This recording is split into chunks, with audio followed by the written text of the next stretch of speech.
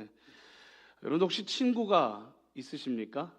지금 머릿속에서 뚝 떠오르는 그 사람, 그냥 생각만 해도 마음이 편해지고 뭔가 힘들고 어려울 때 그 사람이 떠오르는 한 사람, 아니 두 사람, 뭐 여러 사람들이 있을 수 있습니다. 지금 머릿속에서 이렇게 뚝 떠오르는 그 사람을 한번 떠올려 보십시오. 우리들 모두는 가까이 하고 싶은 친구나 좋아하는 사람들이 있게 마련입니다. 그들은 우리의 마음에 특별한 자리에 자리하고 있죠. 그리고 그들은 내 마음에 아주 쏙 드는 사람입니다. 이유는 사실 잘 모르겠어요. 그렇죠? 그 친구를 떠오르면 그 사람 때문에 내가 뭐 얻는 혜택이나 어떤 이득이나 그게 있어서는 아닌 것 같아요. 그리고 내가 더 퍼주는 게 훨씬 더 많은 것 같은 그런 것이지만 그래도 그게 아깝지 않은 친구가 있습니다. 그리고 그 사람을 떠오르면 그냥 마음이 좋고 어느 순간 전화 와서 뭐해? 잘 지내? 그 말 한마디에 그냥 녹아지고 1년이 지나고 2년이 지나고 어떤 상황 때문에 못 만날 때가 있지만 그때도 다시 또 만나면 너무 어제 만난 사람처럼 반갑고 기쁜 그런 친구가 있습니다. 그 친구로부터 초대를 받으면 마음이 들뜨고 흥분됩니다. 왠지 설레고 막 그런 일들이 일어나지 않습니까? 기대감, 들뜸, 흥분이라는 이것이 좋은 사람 그리고 함께한 때 그 좋은 사람과 함께할 때 느껴지는 감정 중에 하나입니다. 그리고 아무리 바빠도 그 친구가 야 만나자라고 이야기하면 만사제치고 그 친구를 만나고 싶은 그런 마음들이 듭니다. 오늘 본문의 말씀에 보면 이 야고보서에 보면 우리 인생의 최대의 초대의 글이 나와 있는 것을 알게 됩니다. 같이 그 초대의 글을 한번 읽어보고 싶은데요. 좀 띄워주실래요? 앞에 부분입니다. 여러분에게 가까이 오실 것입니다. 거기까지 읽어볼게요. 시작. 하나님을 가까이 하십시오. 그러면 하나님께서 여러분에게 가까이 오실 것입니다. 아멘. 다 까먹으셨을 수도 있고 뭐 기억하실 수도 있는데 이 친밀함에 대한 이야기, 친밀감에 대한 이야기를 저는 4번에 걸쳐서 주제를 가지고 말씀을 나누고 있습니다. 그리고 오늘 이렇게 결론을 내릴 수 있어서 참 감사한 것 같아요. 처음에 친밀함에 대한 이야기를 할 때 제가 무엇을 말했냐면 나의 존재의 가치에 대해서 이야기했습니다. 그러니까 친밀함을 알려면 친밀해지려면 내 존재가 얼마나 가치가 있는지에 대해서 하나님과의 그 관계 속에서 친밀함에 대한 부분에서 내 존재가 얼마나 소중한지를 알아야 합니다. 나의 존재 가치는 얼마나 될까요? 결론을 이야기하면 우리의 존재의 가치는 예수 그리스도입니다. 제가 어떤 부분에서 이야기했었냐면 미친 한 거라사의 광인을 찾아서 예수님이 피곤한 가운데, 그러니까 풍랑이 부르는 그 상황에서도 떼굴떼굴 구르면서도 주무셨던 그렇게 피곤한 가운데서도 이 광인 한 사람을 만나기 위해서 바다를 건너셨어요. 그리고 그 사람을 고치고 난 다음에 다시 원점으로 돌아갈 정도까지 예수님은 그 한 미친 사람, 정신 나간 한 사람에게 관심을 갖고 있었다라는 거죠. 더 나아가서 어떠한 관심이 있으셨습니까? 바로 나를 구원하기 위하여서, 우리를 구원하기 위하여서 예수님이 십자가를 지셨다라는 겁니다. 그만큼 놀라운 은혜는 없습니다. 그러니까 우리는 얼마짜리냐? 예수님짜리라는 거예요. 내 값어치는 예수님이 핏값으로 샀다라는 거죠. 온 세계 만물 모든 사람들을 다 산 게 아니라 그 핏값 전체가 누구의 가치냐면 나의 가치라는 것입니다. 그 가치를 알아야 하나님과의 친밀감이 더 깊어질 수 있는 것입니다. 두 번째로 나누었던 이야기는 요한계시록에 나와 있는 라오디게아 교회를 통해서 여러분들에게 나누었습니다. 두 번째는 무엇이었냐면 내 안에 잡동사니를 비우지 않고는 하나님으로 채워질 수 없다라는 거예요. 우리의 인생의 삶의 영역 속에는 하나님이 들어갈 공간이 있습니다. 근데 그 공간 안에 잡동사니가 채워져 있으면 하나님이 들어갈 공간이 없어지는 거예요. 라오디게아 교회의 문제가 무엇이었냐면 이 라오디게아 교회는 부유한 사람들이라고 생각했습니다. 내 안에 부자다, 나는 이것으로 만족한다 라고 하는 거죠. 사내 진미가 있어도 내가 배부르면요 아무것도 먹고 싶지 않은 것이 인간의 본능입니다. 다 채워지면 들어갈 자리가 없는 거예요.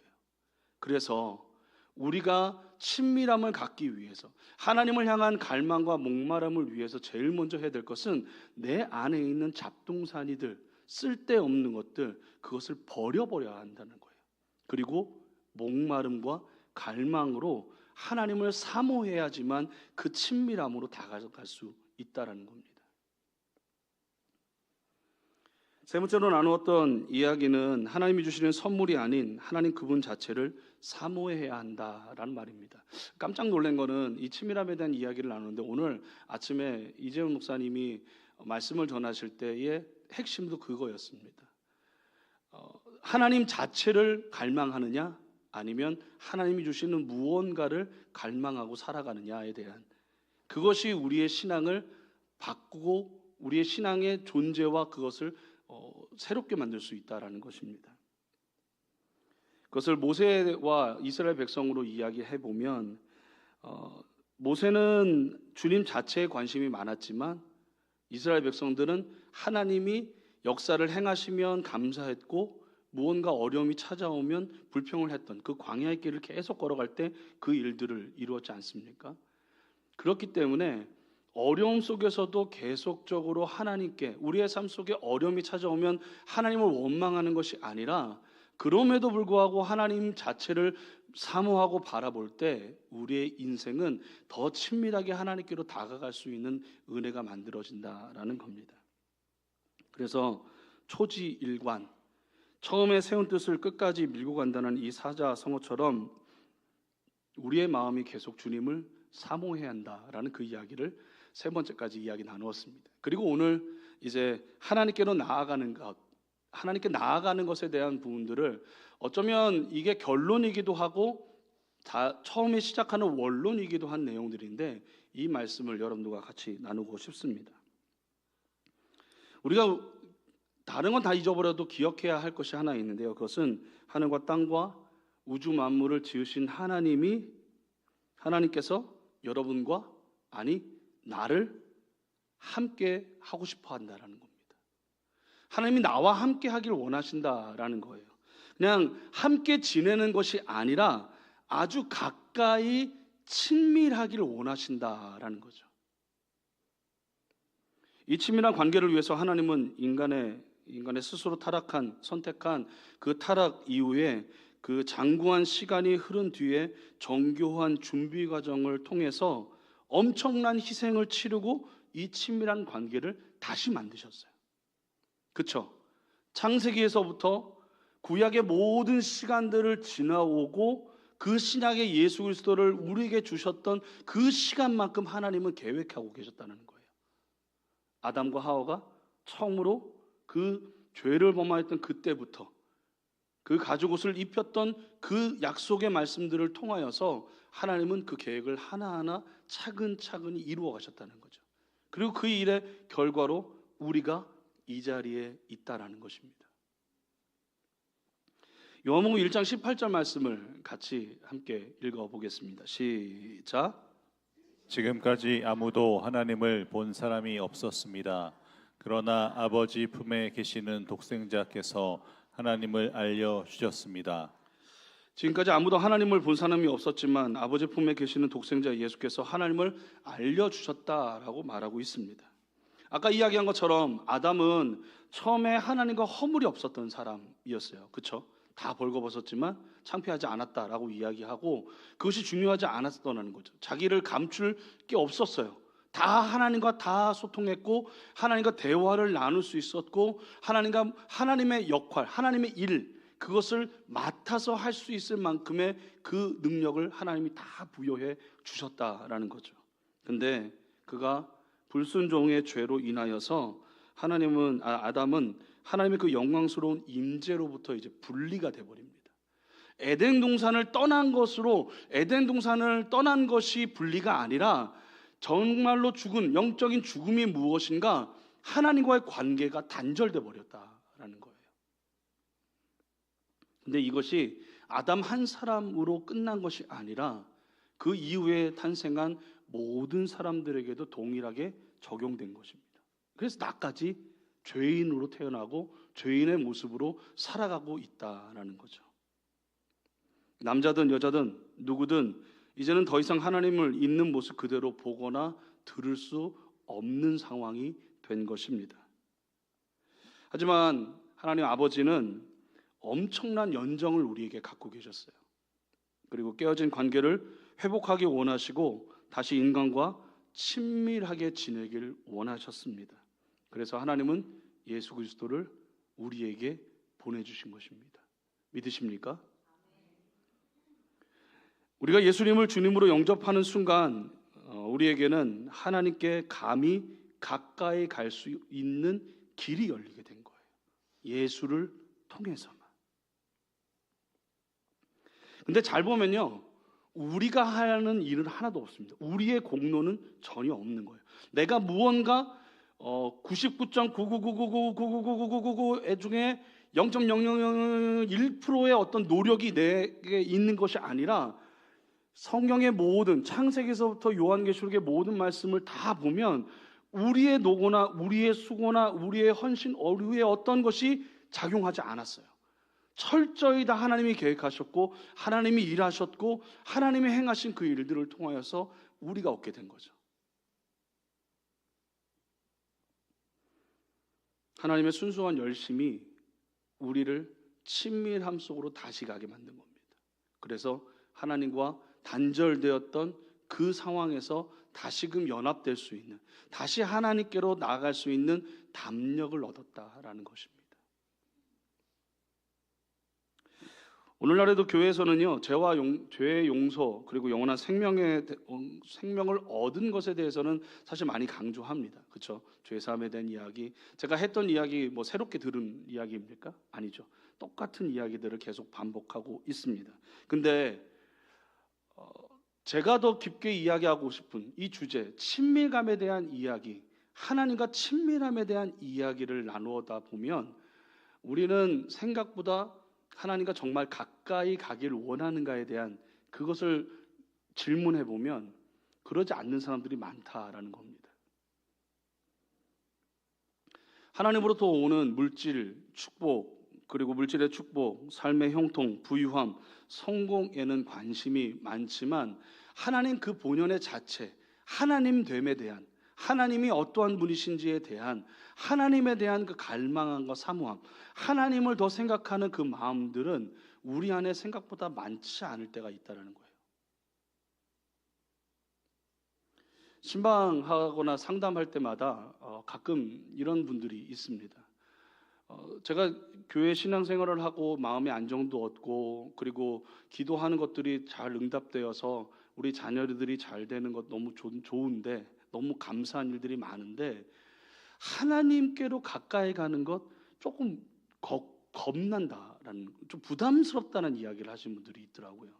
그러니까 일주일에 한 번 정도 이렇게 만나서 1시간 정도의 그 예배를 드리면서 모든 위안을 얻고 그러고 이게 조금 거리감을 두는, 제가 섬기는 주님이시지만 하나님이시지만 제 안에 제 삶 속에 이 영역까지는 아닌데 라고 이야기하시는 분들이 가끔 있어요. 그리고 그것에 대해서 걱정하거나 그리고 부담스러워하거나 두려워하는 이들이 많이 있다는 것을 신방하거나 상담할 때 많이 듣습니다. 출애굽의 모습을 보면요, 이스라엘 백성들은 엄청난 학대를 당하였고 그리고 고생을 하고 핍박을 당하였던 그 시대에 하나님께서 출애굽을 시키셔서 광야로 보내셨거든요. 그리고 거기에 대한 감사가 있습니다. 근데 감사만 있는 것이 아니라 불평과 원망이 계속 있다는 걸 알게 돼요. 그래서 광야를 지날 때마다 그리고 어려운 상황이 놓일 때마다 지도자인 모세를 원망하고 그리고 하나님께 불평하고 있는 모습을 보게 됩니다. 좀 더 나은 삶으로 바뀌었거든요. 정반대로 한번 이야기를 해볼까요? 모세는 어땠습니까? 그는 왕궁에서 살았습니다. 그렇죠? 그리고 그는 40세가 되기 이전에는 완벽한 학문과 그리고 수없이 많은 유능한 사람들, 부유한 사람들, 그들과 함께 가장 좋은 산의 진미를 먹고 가장 좋은 일들을 행하며 그러고 살았어요. 호의호식하며 살았다라는 거예요. 미래도 밝았습니다. 칭찬도 받고, 그리고 어쩌면 조금 잘 되면 왕이 될 수 있는, 파라오가 될 수 있는, 바로가 될 수 있는 그런 상황도 있었습니다. 근데 이 모세는 그 화려함을 내팽개치고 광야의 생활들을 하며 많은 백성들의 원망을 들으면서도 그 길을 묵묵히 갑니다. 원망과 불평이 있었던 이스라엘 민족과 그 원망에 대한 상황과 어려움 속에서도 계속 묵묵히 그 길을 걸어가는 이 둘의 차이는 어디에 있었을까요? 저는 출애굽기의 말씀을 묵상할 때마다 느끼는 건 모세의 관점은, 모세의 시선은 늘 하나님께 있었다라는 겁니다. 모세는 하나님을 만난 사람이었던 거예요. 그리고 하나님에 대한 갈망함과 사모함이 그 어떤 사람들보다 더 많은 사람이 바로 모세였다라는 것입니다. 여러분, 한 가지 질문을 해보고 싶습니다. 모세가 출애굽을 시켜서 이스라엘 백성들을 이끌고 간 곳이 어디입니까? 많은 사람들은 가나안이라고 생각합니다. 그렇죠? 목적지가 가나안 땅이라고 생각하니까. 근데 사실은 가나안으로 가지 않고요, 가나안으로 바로 가지 않고요, 광야로 들어갑니다.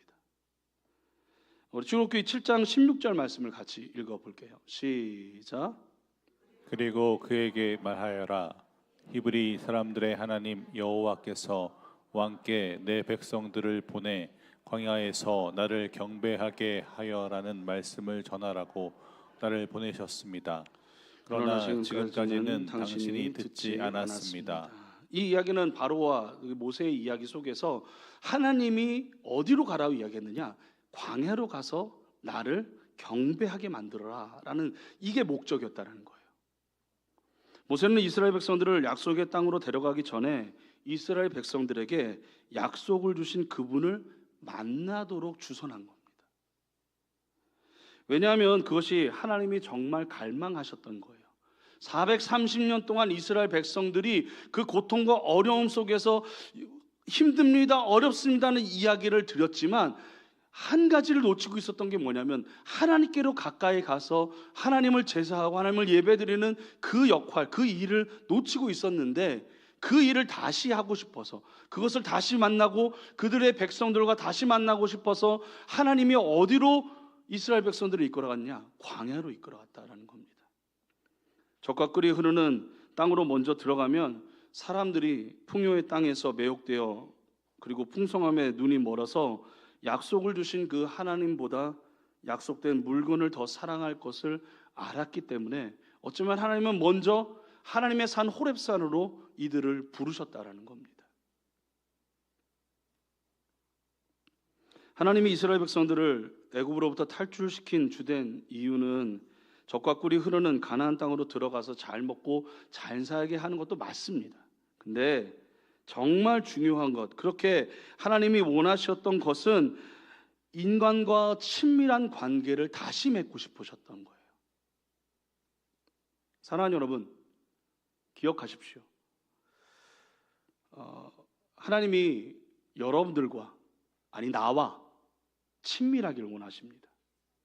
여러분들을 신앙 안에 그리스도인이 되게 만들고 예수 그리스도를 구원을 인정하고 그 구원의 은혜를 통하여서 교회를 다니고 신앙생활을 하는 이유는 천국을 가기 위해서가 아니에요. 내가 죽어서 구원받고 죽으면 천국에 들어가기 위해서 오늘 여기에 무언가를 쌓고 마일리지를 쌓기 위해서 여기에 온 것이 아니다라는 겁니다.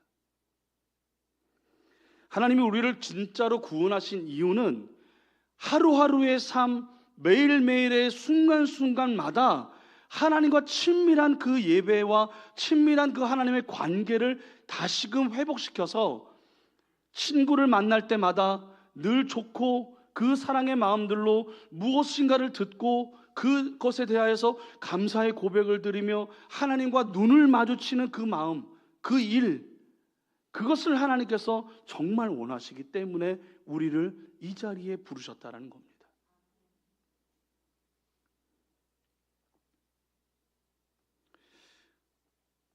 반복되는 이야기지만 오늘날 교회에서는 하나님이 원하시지 않는 실수를 많이 범합니다.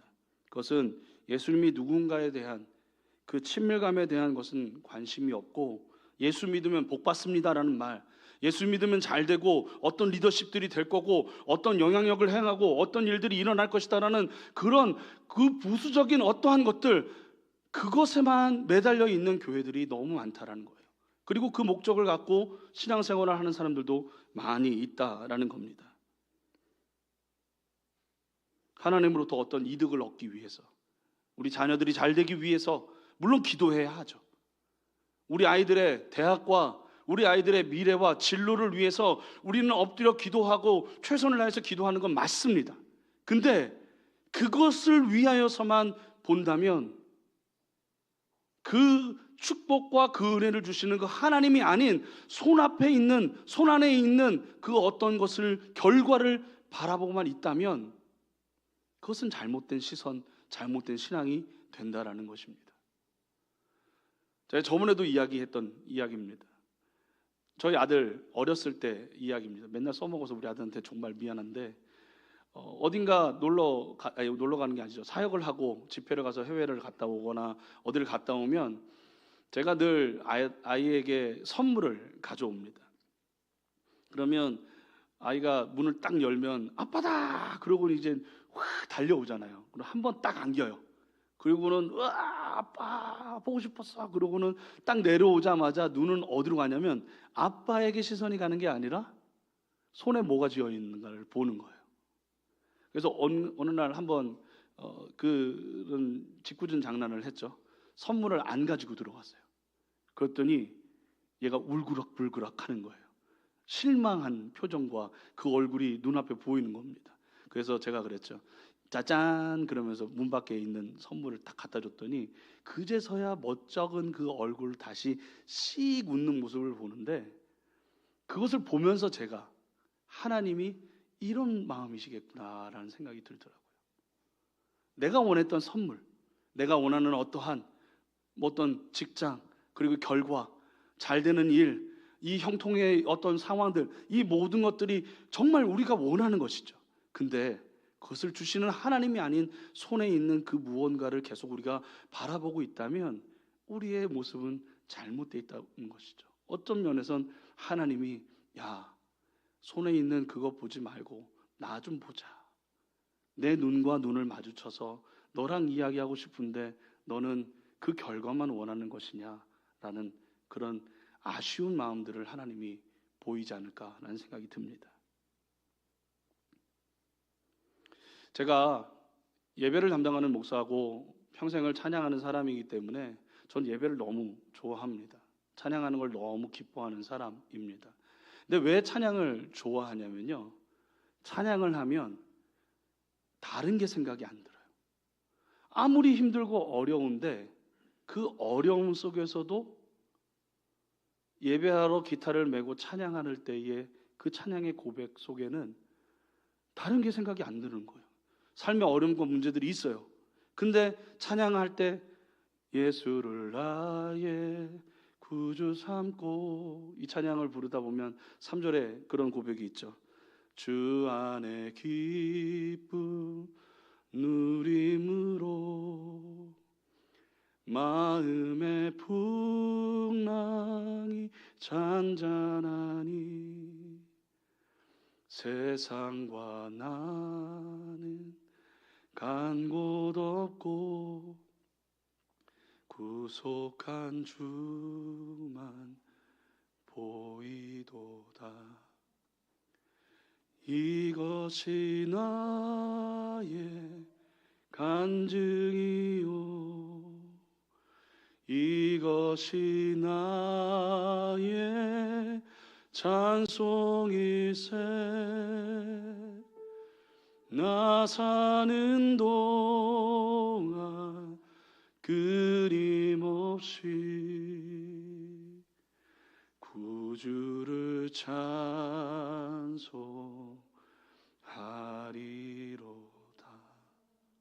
아멘.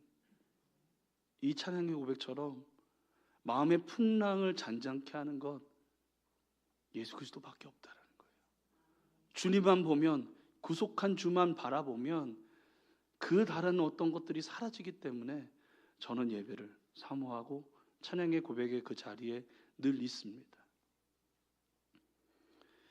그러면 하나님을 만난 이 모세가 어떻게 친밀감의 그 방법을 찾게 됐는가, 두 가지로 이야기를 하고 싶은데요. 그는 첫 번째는 관심이 있었습니다. 관심을 가졌어요. 그는 늘 다니던 광야의 그 호렙에서 떨기나무 가운데 타지 않는 불을 발견합니다. 그게 하나님과의 첫 번째 조우잖아요. 근데 이게 그냥 지나칠 수도 있는 일이었습니다. 우리는 생각할 때에 광야 가운데 그 불이 확 타오르는 것을 보면 이야 신기하다라고 얘기할 수 있는데 이게 그 성경학자들이 이렇게 보고 광야에서 살았던 사람들을 이야기들 들어보니까 뭐라고 나오냐면 광야 가운데 사실은 이런 자연 발화가 일어날 때가 있대요. 물론 자주 일어나는 일은 아니지만 가끔씩 건조함으로 인하여서, 그리고 그 타는 그 태양빛을 통하여서 나무가 그냥 타는 거는 일상적인 일들일 수 있다라는 거예요. 근데 중요한 건 무엇이냐면 모세는 그 가끔 일어나는 그 일상의 상황 속에서 이게 일상적이지 않다라는 걸 봤다라는 거예요. 나무가 타고 있는데 타들어가지 않는다는 걸 보고 있었던 거죠. 여러분, 하나님을 만나는, 우리 인생에서 하나님을 만나는 일은 특별한 곳, 특별한 장소, 특별한 시간에서 일어나는 일이 아닙니다. 우리의 일상 속에서 하나님이 만나러 오십니다. 우리가 있는 곳, 집일 수 있고요. 여러분들의 직장, 사무실 그 자리일 수 있고요. 우리 자매님들 주방에서 혼자 앉아있는 설거지를 하는 그 시간일 수도 있고요. 어쩌면 애들을 다 보내고 아침에 정신을 다 빼놓고 이제 겨우 커피 한 잔 딱 들고 있는 그 시간일 수 있어요. 근데 그 시간이 늘 똑같은 시간처럼 찾아오는 것처럼 보이지만 일상과 다른 어떤 때가, 어떤 타이밍이 온다라는 거예요.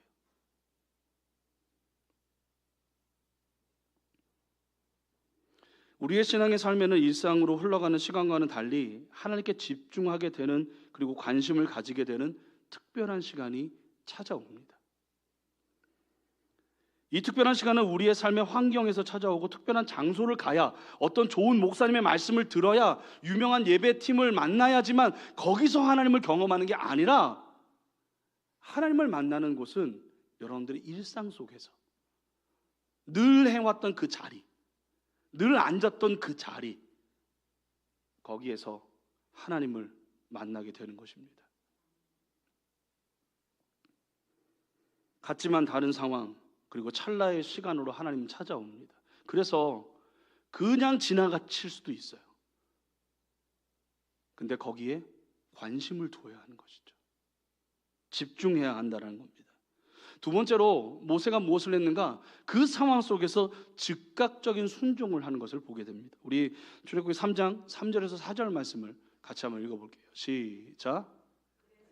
모세는 내가 가서 저 이상한 광경을 봐야겠다. 어떻게 떨기나무가 타지 않는 것일까라고 말했습니다. 여호와께서 모세가 자세히 보러 오는 것을 보시고 떨기나무 가운데서 모세야 모세야 하고 부르셨습니다. 그러자 모세는 제가 여기 있습니다 하고 대답했습니다. 모세가 일상적으로 자기네 양떼를 치다가 뭔가 이상한 현상을 바라보게 될 때 그는 자신의 일을 멈추고 그 현상에 집중했습니다. 여기서 중요하게 봐야 될 단어가 있는데요, 자세히 보러라는 단어입니다. 개역 성경에는 돌이켜라고 번역했고요, 성경 언어학자였던 스트롱은 뭐라고 얘기했냐면 신경을 끄다라고 이야기를 합니다. 그러니까 무슨 말이냐면 모세는 나름대로의 계획을 가지고 있었어요. 양떼를 지키고 양떼를 쳐서 저쪽으로 가야 하는 게 맞는 일입니다. 근데 그 일을 멈춘 거예요. 그리고 어디로 가느냐? 하나님께로 신경을 집중합니다. 다른 일도 많고 부산한 일도 많고 가스불이 꺼졌나 안 꺼졌나 그런 생각하고 있는 그때가 아니라 하나님께로만 집중하는 시간, 내 있는 모든 상황과 환경과 그 일들을 다 옵하고 끊고 집중하는 시간을 가질 때 친밀함이 들어가기 시작한다는 거예요.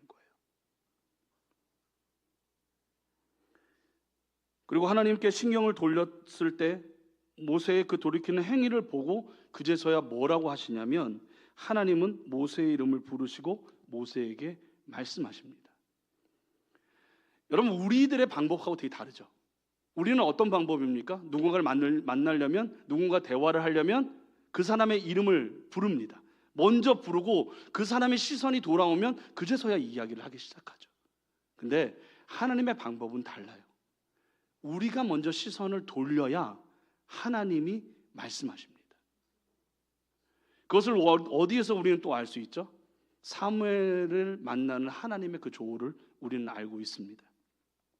사무엘상 3장에 보면요, 어린 사무엘을 부르시는 그 하나님의 이야기가 우리는 너무 잘 알고 있습니다. 3번이나 사무엘아 사무엘아 라고 이야기를 할 때 이 아이가 어디로 갑니까? 엘리 제사장에게 찾아가잖아요. 저 부르셨습니까? 라고 이야기할 때 마지막에 이 엘리가 만약에 그런 이야기가 한 번 더 들리면 말씀하시옵소서 주의 종이 듣겠습니다라는 말을 해라. 그제서야 사무엘아 사무엘아 이야기해놓고 다른 데로 가면 야 잠깐 멈춰, 내가 한 말이야, 일로 와 나랑 같이 이야기하자, 그렇게 말씀하신 것이 아니라 반응하기 시작할 때부터 하나님이 음성을 들려주시고 말씀하셨다라는 거예요. 그래서 우리의 신앙 속에 진짜 친밀함의 시작은 하나님께로 먼저 나아가야 한다는 겁니다. 시선을 끄고 다른 것 보는 것을 멈추고 하나님께로 집중해야지만, 하나님만 바라보는 그 시선이 나에가 멈춰 하나님께로 집중할 때 하나님이 말씀하신다는 겁니다. 하나님은 영적으로 부지런한 사람을 좋아합니다. 하나님을 추구하고 바라보는 사람들을 만나 주신다는 거예요. 그리고 끈질긴 지구력을 갖고 있는 사람들을 좋아합니다. 그래서 저는 새벽 예배에 나오시는 분들을 너무 귀하게 여깁니다. 왜냐하면 새벽에 기도하시면요, 어느 날은 기도가 막힐 때도 있고 아무 음성도 안 들릴 때도 있고 그렇습니다. 근데도 꾸준히 그 자리에 나와 기도하는 자리가 있다는 것, 얼마나 귀한 일인데요. 뜻밖의 장소에서 하나님은 찾아오시지만 또 익숙한 장소에서도 하나님은 찾아오신다는 거예요. 그래서 끈질김 속에서 계속 하나님 앞에 머물러 있어야 한다라는 겁니다. 하나님은 친밀함을 좋아하십니다. 그 친밀함 때문에 자신의 독생자 아들까지 우리에게 보내주셨습니다. 하지만 하나님은 절대로 인간에게 하나님과의 친밀한 관계를 강요하는 분은 아니십니다. 왜냐하면 두 인격체 사이의 친밀한 관계라는 건 강요해서 되는 게 아니고요, 내가 먼저 나아가야 하는 거예요. 하나님이 기다리십니다. 여러분, 오늘 이 아침에 이 자리에 나와 있는 여러분들, 하나님이 어쩌면 여러분들을 부르는 또 하나의 소리일 수 있습니다. 그리고 오랜 시간 너를 만나고 싶다, 만나고 싶었다 라고 이야기하는 그 콜링일 수 있는 겁니다. 우리는 갈망함으로 하나님께 나아가야 합니다. 내 필요를 위해서가 아니라 하나님 그 자체를, 하나님 그 본연의 그 하나님을 만나고 싶은 갈망의 열정이 우리 안에 있어야 하는 겁니다. 말씀을 맺고 싶습니다. 우리를 구원하신 이유, 우리가 잘 살고 그리고 행복한 가정을 이루는 것도 맞습니다. 남편이 잘 되고 아내가 잘 되는 일들, 그리고 내 주변의 모든 사람들, 우리의 삶이 형통한 것 맞습니다. 하지만 정말 중요한 가장 큰 이유, 그거는 하나님과의 친밀감 때문에 우리를 구원하셨다라는 겁니다. 여전히 여러분들과 대화하고 싶어 하십니다. 그래서 어쩌면 여러분들의 삶 속에 공백과 그리고 이 광야의 시간도 하나님과 대화를 하기 원하는 그런 시간일 수 있습니다. 사랑하는 여러분, 하나님을 가까이 하십시오. 그러면 하나님이 여러분께로 가까이 다가오실 겁니다. 같이 기도하고 싶습니다. 원래는 다른 찬양을 하려고 생각했었는데 오늘 새벽에 나오면서 한 찬양이 제 입에 계속 머물렀습니다. 다르지만 또 같은 것 같아요. 그리고 그 주제나 내용도 올라오세요. 예수로 사는 인생이라는 찬양인데 가사 하나하나 안에 어떤 제 마음도 있고, 그리고 하나님이 어떤 친밀함으로 살기 원하시는가에 대한 부분들도 있는 걸 느끼게 됩니다. 우리의 앞날은 알지 못합니다. 어떻게 이끌어 가실지도 모르고, 그리고 두려움도 많습니다. 광야에 있으면 잘 안 보입니다. 한 치 앞도 알지 못합니다. 근데 광야에 있으면 들리는 게 있고 보이는 게 있습니다. 구름 기둥과 불 기둥을 볼 수 있고요, 그곳에 계시는 하나님만 볼 수 있습니다. 광야는 다른 것 의지하지 않고 하나님만 의지할 수 있는 일들이기 때문입니다. 그래서 여러분들의 삶 속에 어려움들이 있을 때마다 이것이 광야 같고 사막 같은 그런 어려움이 있다 할지라도 하나님이 나를 만나고 싶어 하는구나 라고 다시 또 그 자리로 돌아가 기도하는 여러분들에게 바랍니다. 하나님이 우리를 만나고 싶어 하십니다. 그곳에서 하나님의 음성을 듣는, 그리고 하나님과 친밀한 대화를 나누는 여러분 되길 바랍니다. 우리 같이 이 찬양 같이 고백합시다.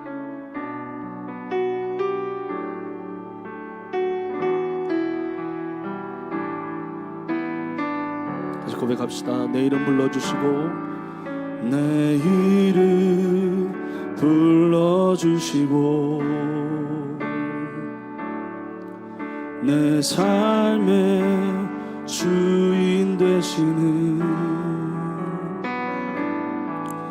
내 맘에 노래 되시는 그는 그신 나의 하나님. 한 번 더 고백합시다. 내 이름 불러주시고, 내 삶의 주인 되시는, 내 맘에 노래 되시는 그는 크신 나의 예수님. 내 안에 모든 염려는, 내 안에 모든 염려는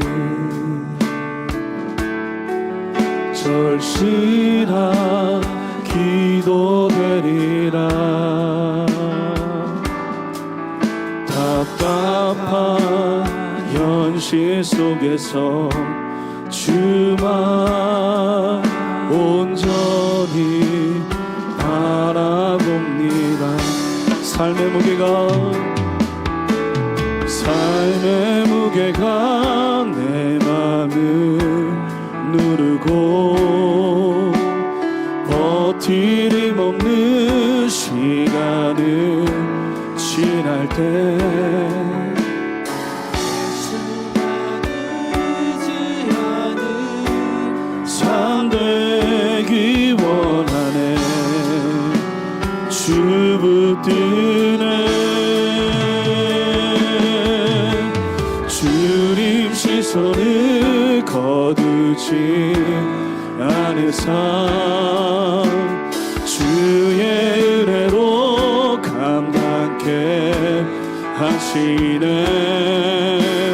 예수로 사는 인생 책임져 주시니 주께 맡기네.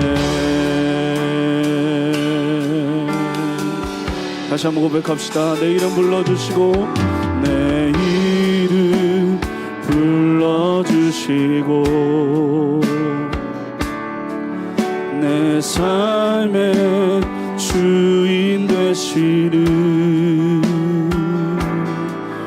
내 맘의 노래 되시는 그는 그신 나의 예수님. 내 안에 모든 염려는 내 안에 모든 염려는 절실한 기도드리라. 답답한 현실 속에서 주만 온전히 바라봅니다. 삶의 무게가 내 맘을 누르고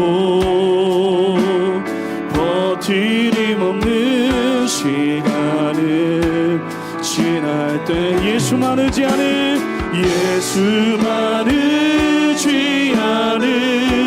삶 되기 원하는 주 붙드네. 주님 시선을 거두지 않은 삶 주의 은혜로 감당케 하시네. 예수로 사는 인생 책임져 주시니 주께 한 번 더 고백합시다. 삶의 무게가 내 맘을 누르고 버티림 없는 시간을 지날 때 예수만 의지하는 삶 되기 원하네. 주 붙드네. 주님 시선을 거두지 않은 삶 주의 은혜로 감당케 하시네. 예수로 사는 인생 책임져 주시니 주께 맡기네.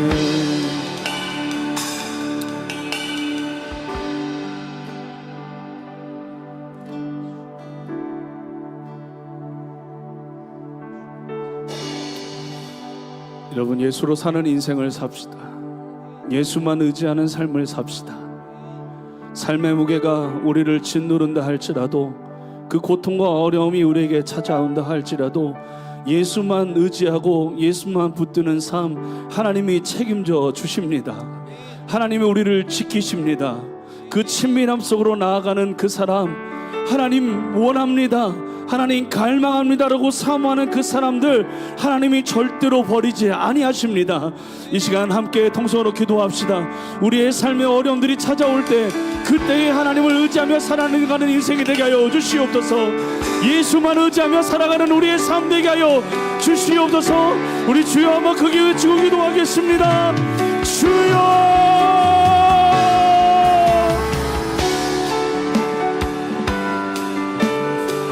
주님, 우리의 삶 속에서 어려움과 순간, 그 절망과 버틸 수 없는 그 절망의 순간이 찾아온다 할지라도 예수만 의지하는 삶을 살게 하여 주시옵소서. 다른 대안을 찾지 않게 하여 주시고 다른 어떠한 것을 바라보는 인생들이 아니라 하나님만 바라보며 하나님만 더 의지하며 하나님만 더 신뢰하는 인생들이 되게 하여 주시옵소서. 우리를 바라보시는 그 주님, 우리에게 격려하시길 원하시고 우리를 위로하시길 원하시는 그 하나님의 음성만 듣게 하여 주시옵소서. 다른 걸 찾지 않게 하시고 다른 것 바라보지 않는 인생들이 되게 하여 주시소서. 오직 주님만 보며 오직 주님만 의지하며 살아가는 인생들 되게 하여 주시옵소서. 주여.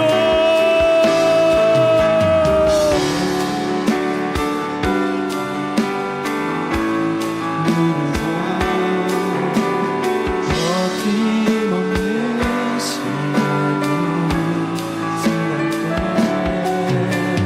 예수만 의지하는 삶 되기 원해. 주 붙드네 하나님만 바라보며 아버지만 바라보며 주님께로 나아가는 한 걸음 한 걸음이 되게 하여 주시고 하나님의 뜻을 하나님의 그 사랑을 더 온전히 사모할 수 있는 우리가 되게 하여 주시옵소서. 절망과 좌절 속에서도 예수만 의지하며 살아가는 인생, 예수로 사는 인생, 예수님이 책임져주시는 그 인생을 살게 하여 주시옵소서. 주께 삶의 무게가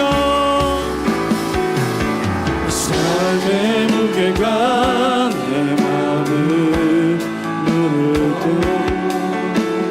버팀 없는 시간을 지날 때 예수만 의지하는 삶 되기 원하네. 주 붙드네 주님 시선을 거두지 않으며 주의 은혜로 감당케 하시네. 예수로 사는 인생 책임져 주시니 주께 맡기네. 나 주님이 더욱 필요해. 이전보다 내 입술의 말보다 더욱 표현할 수 없네. 주가 필요해. 나 주님이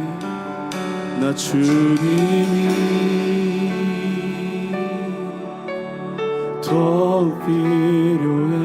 이전보다 내 입술의 말보다 더욱 표현할 수 없네. 주가 필요해. 나의 호흡보다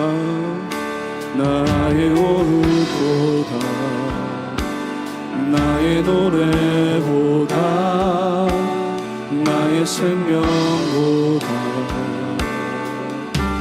주가 필요해. 세월이 흘러도 주 곁에 거하리. 결코 돌아가지 않으리. 내 삶을 나 주님이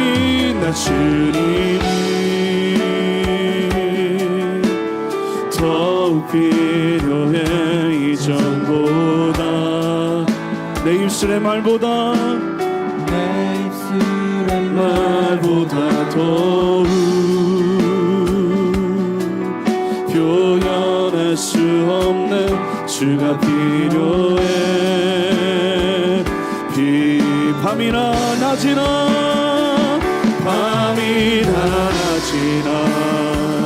어제나 오늘도 영원히 주만 찬양해.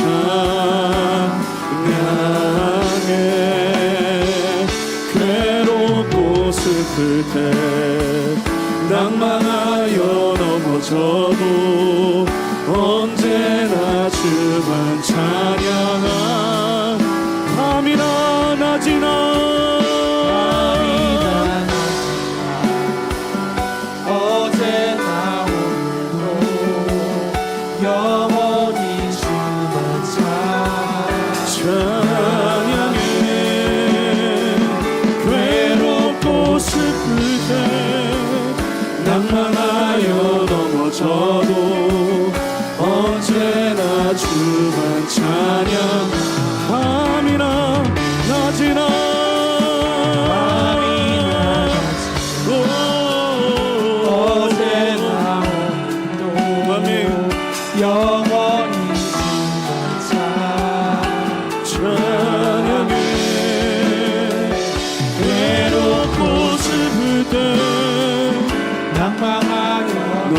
넘어져도 언제나 주만 찬양하리.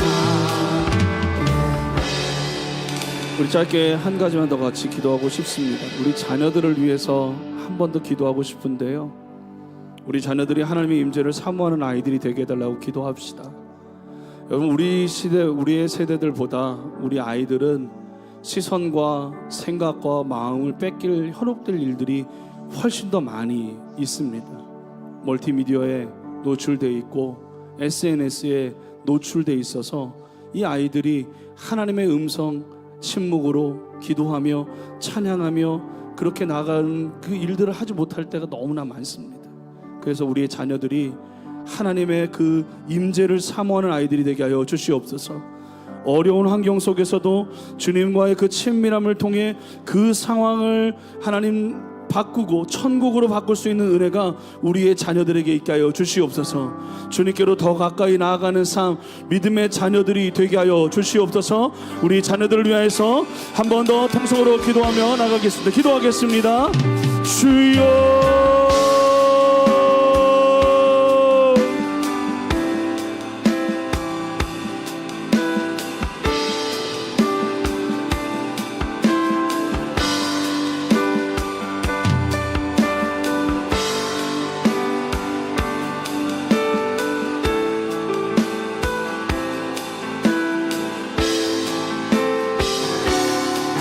우리의 자녀들이 하나님을 통해서 언제나 오늘도 영원히 주만 찬양하네. 외롭고 슬플 때 낭망하여 넘어져도 언제나 주만 찬양하네. 오 하나님, 오 하나님, 그 빛난 얼굴 배우며 두 손 들고 나가리. 찬송과 존귀와 영광과 능력은 그 하늘 보좌 위에 주님께. 오 하나님, 오 하나님,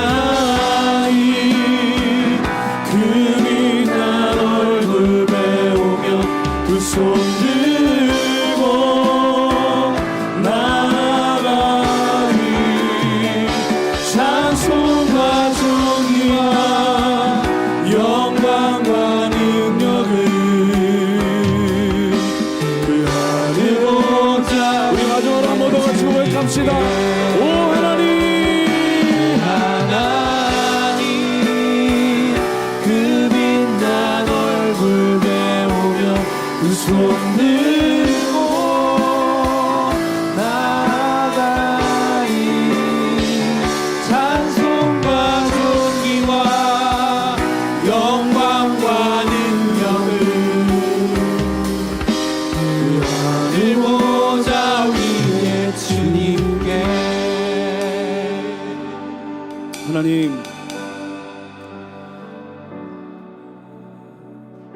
하나님의 보좌를 사모하는 우리가 되게 하여 주시옵소서.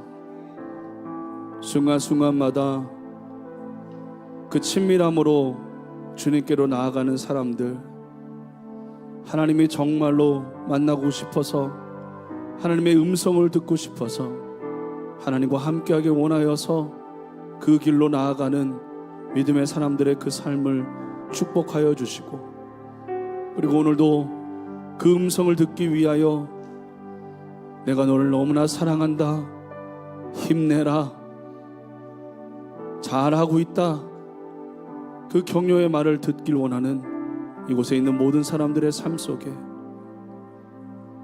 더 가까이 나아가는 모든 사람들이 되게 하여 주시옵소서. 하나님,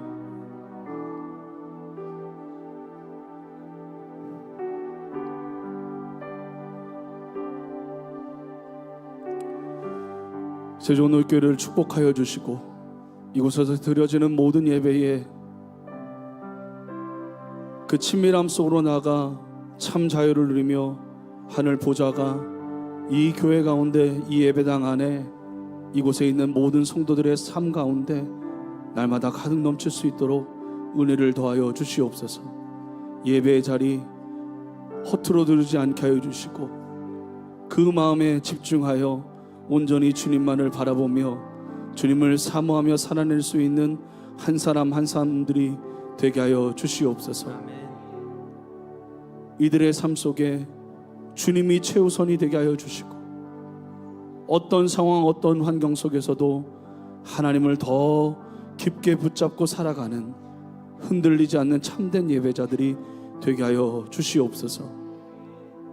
예배의 끈이 멈추지 않는, 끊어지지 않는 믿음의 사람들로 살아내게 하여 주시옵소서. 하나님께로 더 가까이 나가며 그 음성을 들으며 살아가는 모든 복된 이들, 가정들 되게 하여 주시옵소서. 귀한 말씀을 들었습니다. 듣는 것으로 끝나지 않게 하시고 삶으로 지켜 행하게 하여 주시옵소서. 예수 그리스도의 거룩하신 이름으로 기도하오며 이제는 우리 주 예수 그리스도의 은혜와 아버지 하나님의 극진하신 사랑과 성령님의 내주 교통 역사해 주시는 그 충만함이 하나님께로 더 가까이 나가길 원하며 야고보서의 그 말씀의 고백처럼 더 가까이 나가 하나님과 조우하며 하나님의 말씀을 들으며 예배하기로 결단하여 머리 숙인 하나님의 자녀들 머리 위에 이들의 가정과 사업과 그 모든 것 위에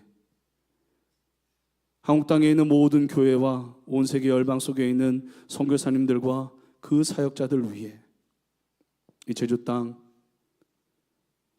제주 온누리교회와 JTC 선교센터의 사역과 그리고 저도둠의 북녘 땅 위에 이제부터 영원토록 함께하여 주시기를 간절히 축원하옵나이다. 아멘.